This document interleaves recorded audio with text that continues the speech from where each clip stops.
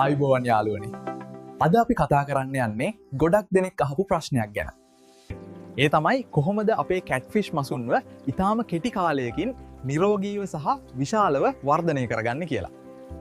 ඔබ විනෝදාංශයට හෝ ව්‍යාපාරික මඟුල්ලමින් මසුන් ඇති කරන කෙනෙක් නම් අද මම කියන මේ රහස් ටික ඔබට ගොඩක් වේවි.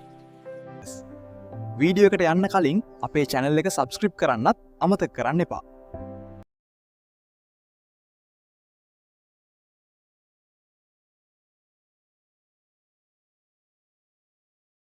කැට්ෆිෂ් කියන්නේ වැඩිපුර ප්‍රෝටීන් අවශ්‍ය මාළුවෙක්. ඒ නිසා අවම වශයෙන් 30%ත් 35%ත් අතර ප්‍රෝටීන් අඩංගු උසස් තත්ත්වයේ ආහාර ලබා දෙන්න. දිනකට දෙවරක් එකම වේලාවකට කෑම දීමෙන් උන්ගේ ආහාර රුචිය වැඩි වෙනවා. මාළුවෙක් ලොකු වෙන්න නම් ඒ උන්න පරිසරය පිරිසිදු වෙන්න ඕනේ.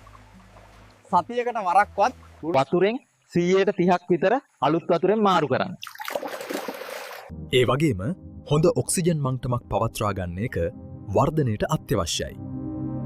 පොඩි ඉඩක ගොඩක් මාළු හිටියොත් උන්ගේ වර්ධනය බාල වෙනවා. ඒ නිසා මාළුන්ට නිදහසේ පිහිනන්න ඉඩ දෙන්න. ලොකු මාළු සහ පොඩි මාළු වෙන් කරලා ඇති කිරීමෙන් හැමෝටම සමානව ආහාර ලැබෙනවා. තවත් විශේෂ දෙයක් තමයි ඔබ යම් හේකින් මසුන් ඇල්ලීමට හෝ මාරු කිරීමට බලාපොරොත්තු වෙනවා නම් අනිවාර්යයෙන්ම ඔබේ අත් තෙත් කරලා ඊටාම ප්‍රවේශමෙන් ඒ දේ කරන්න.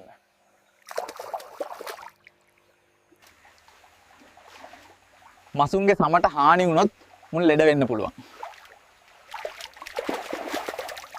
ඉතින් මේ පියවර ටික හරියට කළොත් ඔබටත් පුළුවන් ඉතා ඉක්මනින් සාර්ථක වර්ධනයක් දකින්න.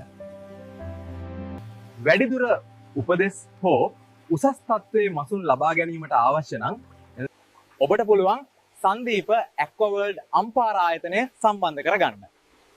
ඔවුන්ගේ දුරකථන අංකය දැන් තිරේ දිස්වෙයි. අද වීඩියෝ එක වැදගත් වුණා නම් ලයික් එකක් දාලා යාළුවන්ටත් බලන්න ෂෙයා කරන්න. ඊළඟ වීඩියෝ එකෙන් හමු වෙමු.